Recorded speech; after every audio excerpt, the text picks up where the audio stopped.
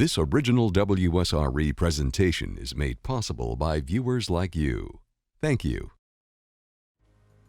Former Alabama Governor George Wallace and the mystery behind an iconic Mobile, Alabama oak tree.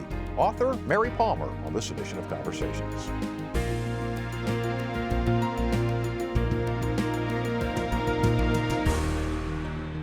Mary Palmer is an accomplished writer, from short stories to books. Her topics run the spectrum, from tourism to science fiction to biographies. One of her most acclaimed works is a book on the late and controversial Alabama Governor George Wallace. In George Wallace, an Enigma, the complex life of Alabama's most divisive and controversial governor, Palmer gives readers an unprecedented inside look at the man, George Wallace.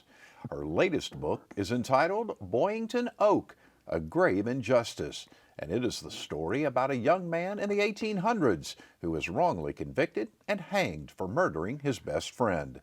The story has become legendary around Mobile, Alabama. In addition to her writing, Mary teaches English at Faulkner University in Mobile and is an adjunct at Huntingdon College. We welcome Mary Palmer to Conversations. Thank you so much for joining us. Thank you for having me. Tell me how this George Wallace book first came about. Well, I went to New Orleans with another book I had, which was a mystery, which I really wanted to write about. And this publisher said, would you like to write a book about George Wallace? And he gave me a tape recorder and a ticket to buy supplies. And I started writing it. And I went to Montgomery and I got contacts with members of George's cabinet and his family. And then 6 months into this, the publisher went out of business. Oh, wow. But I already had, a good handle on it, so I continued. And I talked to another New Orleans publisher, and they kept the book for a year. I had finished it and, revised it. And then the publisher and the editor were brothers, and they decided they didn't want it. Well, sadly, they sent me back the book, but without a lot of the pictures I had gathered at the time, and I had to work very hard to get those pictures back, but I did. And from there I kept writing and then revising it and updating it and going to see more and more people. I interviewed over 100 people during this time. What year did you start writing this? In the 70s, the early 70s. Okay. And then kept on, and then finally I went back to school to get a degree and get a master's degree. And I had 3 different New York agents. Unfortunately, none of them sold it. Then I had a person interested in it that didn't take it, another publisher.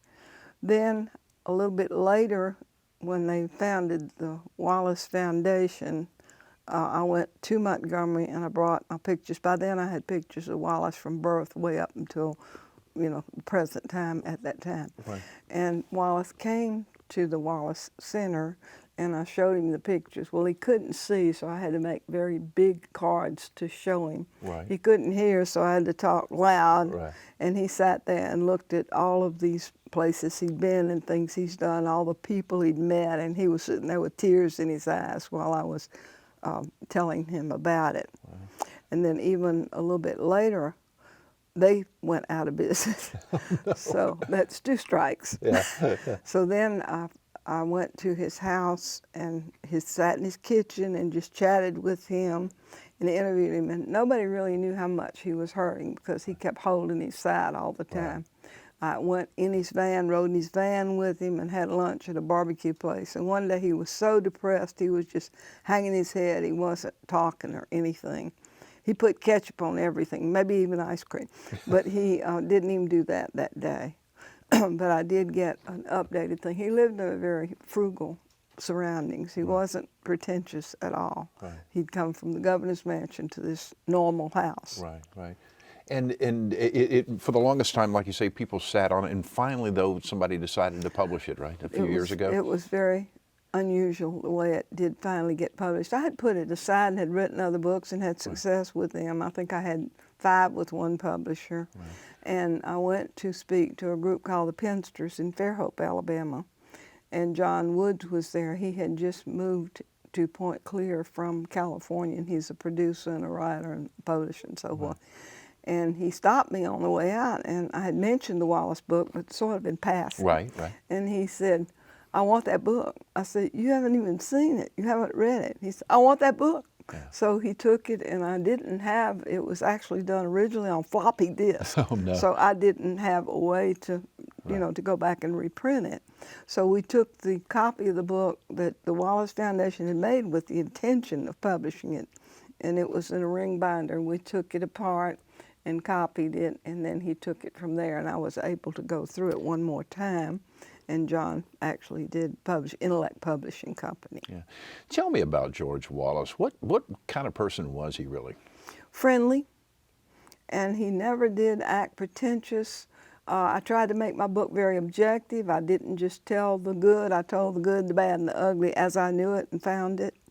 But there's some things in the book that people never heard about. For example, one time, a black lady who was a maid at the Capitol building, she came to him and said her son had no clothes to go to school, and she wanted him to get an education.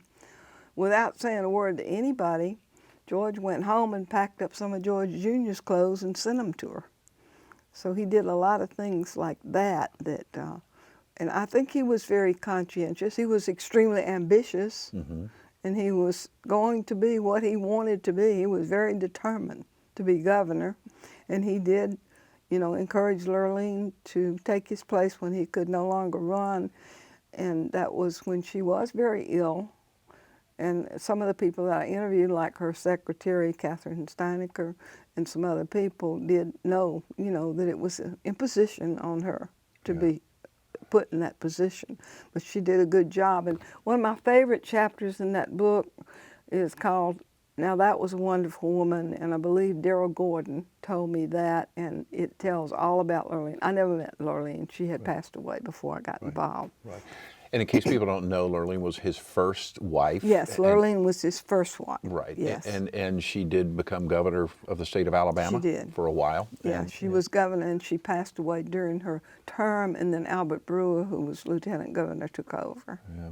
What do you think George Wallace will be most remembered for? Probably, unfortunately, his stand in the schoolhouse door. Right. But if people knew him better, I think they might find some other things to, you know, to talk about. Right, because everyone thinks about how he stood on, you know, his thoughts and opinions on race, and obviously many of them very, very negative and whatnot. But I'm told towards the end of his life that he sort of changed his views. Is that correct? He did. I think that it was more that he intended to do what was politically expedient, and he did keep his campaign promise. Unfortunately, though, it was wrong. Right. But he did, you know, keep what the people said they wanted. Right. And, you know, he probably didn't have as strong an opinion as you might think, but he had to act in a certain way to get elected. Right, right. When you talked to him, did he say, did you talk about that? I mean, did he talk about regrets in his life? Not so much. As I said, he was not in good shape by the time I talked to him. He did ask me one time, I thought it was interesting, when I was in his kitchen and he was just sitting there talking, chatting, and he said, well, why are you doing this? And I automatically answered, well, I guess it's because I like you. And I did like the man. I didn't approve of everything that he did, but I liked him as a person. And I think that he apologized to Jesse Jackson and to the parents, and the parents are the survivors of the 4 girls killed in that 16th Avenue Baptist Church bombing, which was most unfortunate. Right, right.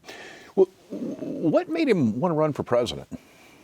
I think it was just the idea of coming from nothing and becoming everything. That was just my opinion. I did go on a presidential campaign as an observer up to Greensboro, North Carolina, and I think he still wanted to be, I think he had good intentions wanting to be a help to the people. I think he did care about poor people and ordinary people, and felt that he, as a populist, he was one of them. Right. I read in the book in his early days in the Alabama legislature, I mean, one of the things that he focused on was you know, trying to bring jobs to Alabama, and not, you know, but jobs for the ordinary, for the regular folks, right? He did. Yeah. Yes, he did. And also he did one thing that benefited me personally. He promoted the junior colleges and community colleges, and before I worked at Faulkner University, I worked for Faulkner State Community College for a number of years, and I think that gives people opportunities they would not have. Not everyone is prepared to go to a big college. Sure, sure. Did he talk to you any about what his life was like after he was shot? Not exactly that, but I did go to Maryland and I interviewed his doctor, Dr. Joseph Shano. Somebody said, "How did you get to talk to him?" I said, "I asked." And I interviewed the PR person there and other people at the hospital. And this doctor said that he was very enamored with George Wallace. He even came to Gulf Shores and spent time with him and his family after Wallace got better and went back, you know, into his family home. Yeah.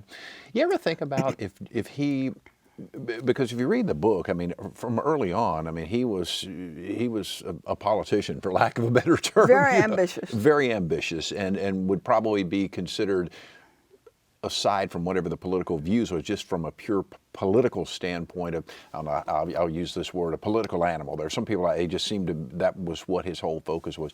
You ever think about what he would be like in today's world?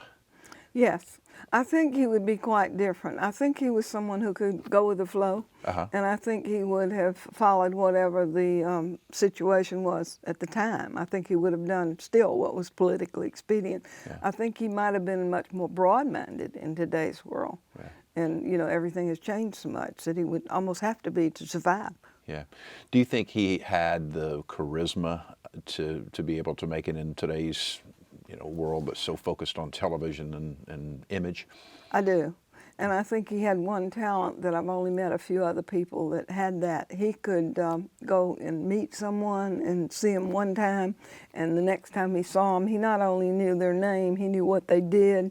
Yeah. And I had one incident where he met this little girl that was a waitress, and she told him her name, and he saw her later at a rally, and he asked her how she was doing in her job and if she was going to go to college, and you know, he remembered everything about her, which is quite a talent.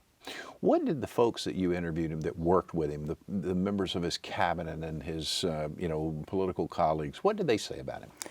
All of them respected him, and they all felt that he had the potential to be, he was a leader. They felt that they would do whatever he wanted them to do, and I even interviewed his mother. It was interesting too, because she told me to come to this house, and I went there, and she was there, a governor's mother, and she was fixing dinner for this lady who was sick, and she was just doing ordinary things that ordinary people would do, and I think that's something that a lot of people don't do after they become famous, and I would say she became famous along with him, to a degree at least. Yeah, absolutely. Well, he had a very interesting life. I mean, started out, I mean, his political career early on as a legislator, and then would go on to become a judge in Alabama, and then eventually He was a Senate page first. That's right. Yeah. Okay. So he started at a very young age, and he did it all on his own. His father died when he was 40. There was one thing about George Wallace a lot of people don't know. He had a fear of dying, and when he got to be 40, it just consumed him. And he would talk about it all the time, and in the book I have this, but just the night before he went to Laurel, Maryland, he was talking to somebody and sort of had a premonition. I don't know if you've gotten to that part in the book yet, Right. but he had a premonition that something was going to happen to him, and it did. Wow. And what kind of family man was he? I don't know that he was all that close to his family because he was gone so much. But I think Lurleen was his true love. And after I'd finished the book, I went back, as I said, and did some more research, and I went to the graveyard where he's buried. It's in the Circle of Life, I think it's Greenwood in Montgomery. And it was very sad. A friend went with me, and we were taking pictures, and I was standing there thinking, here's this man that was always surrounded by people. He had to have people around him. And he was always surrounded by people, and only one car passed while we were there, and yet he was there all by himself. But he went back to be buried with Lurleen. So I think she was his true love, and I think he did really care about her. And I'm not saying anything about the other two, but I mean, I think he, you know, just went back to her in the long run. Interesting. Is definitely a fascinating story. The name of the book, George Wallace, An Enigma, The Complex Life of Alabama's Most Divisive and Controversial Governor. Well done. Great job on that. Thank you very much. I appreciate that coming from you. Well, thank you. Let's talk about your next book here. Okay. And this has just recently come out. It's called Boyington Oak, A Grave Injustice. Tell me about it. Okay, this was a story of a young man named Charles R.S. Boyington, who was a printer. And he came to Mobile from New Haven, Connecticut. He'd been in a little trouble, I think maybe stealing a horse or something.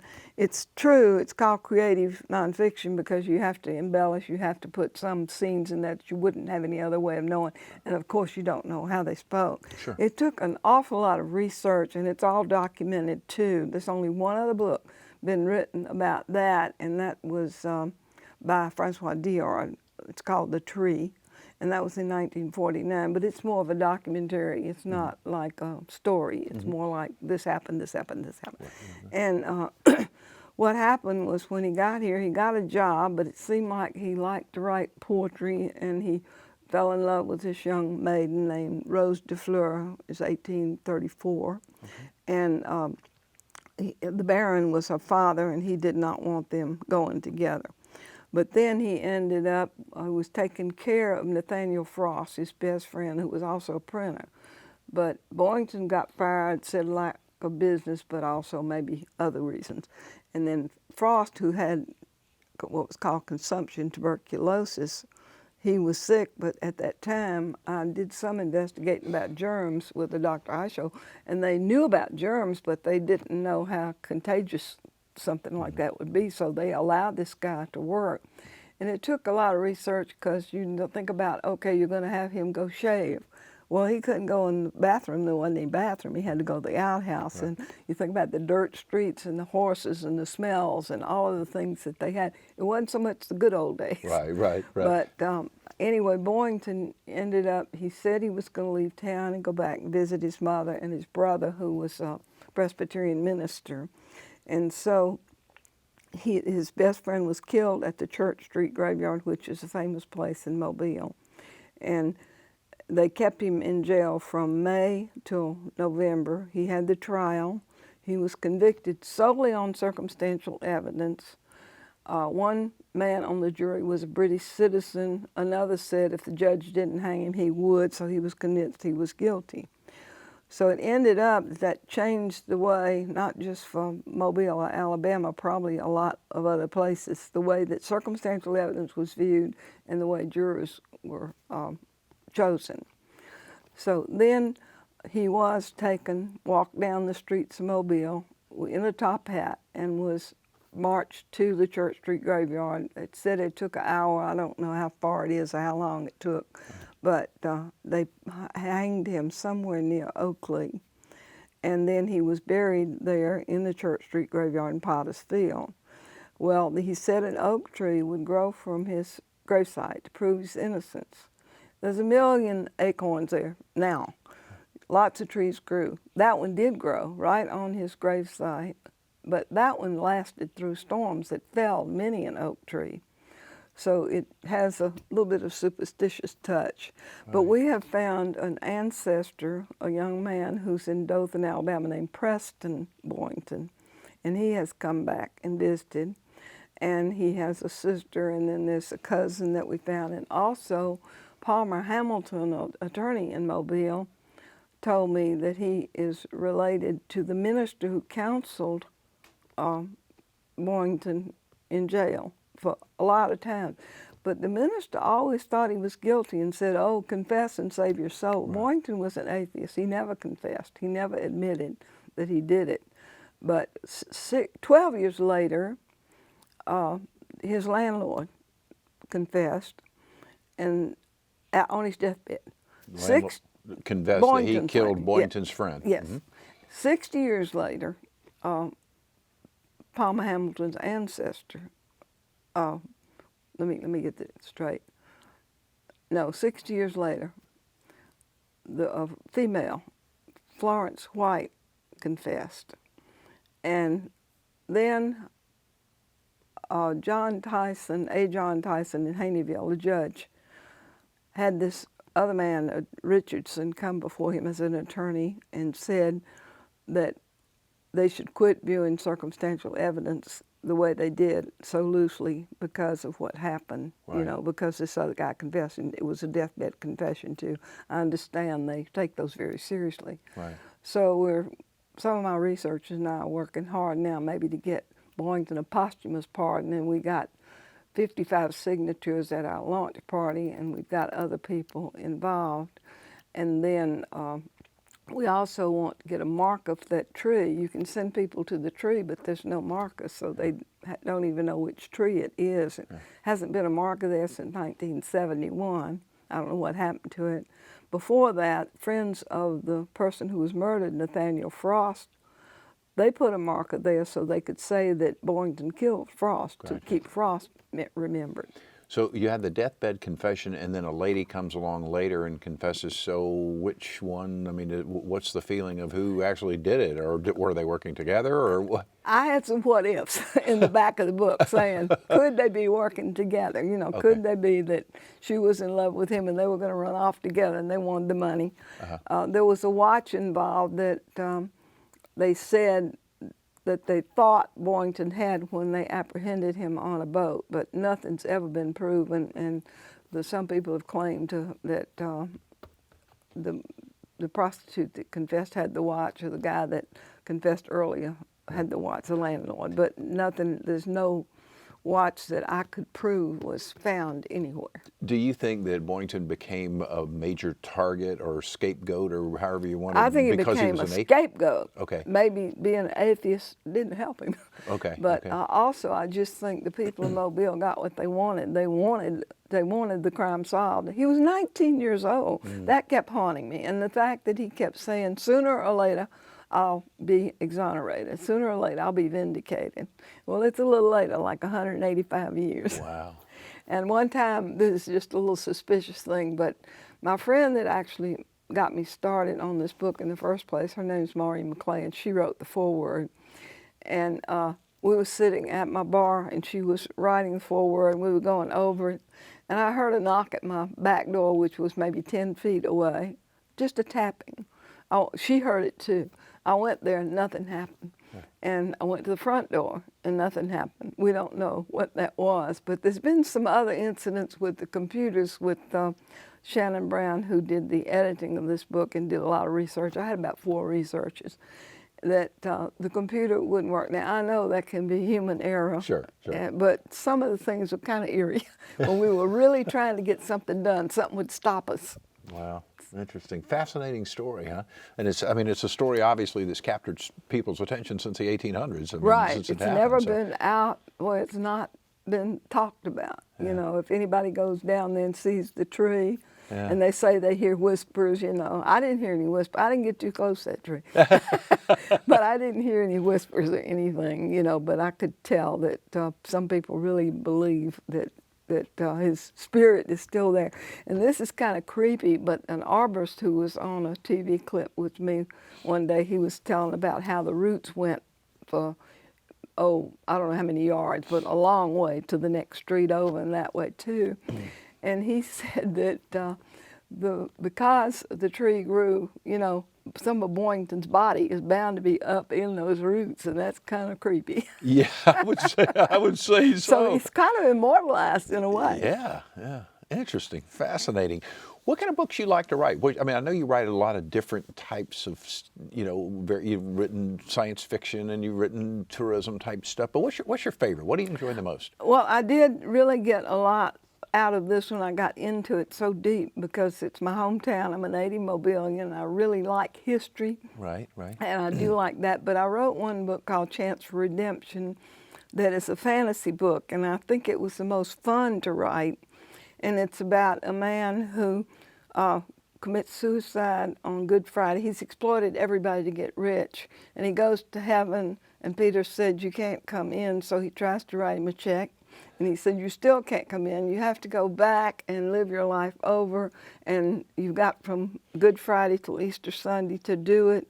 and you've got to right all the wrongs with these people. It's sort of like Five People You Meet in Heaven by Mitch Albom. Okay. And you've got to do this, and he still messes up. But he has an angel too named Ezekiel that comes and helps him, but he messes up good. Interesting, interesting. Do you write every day?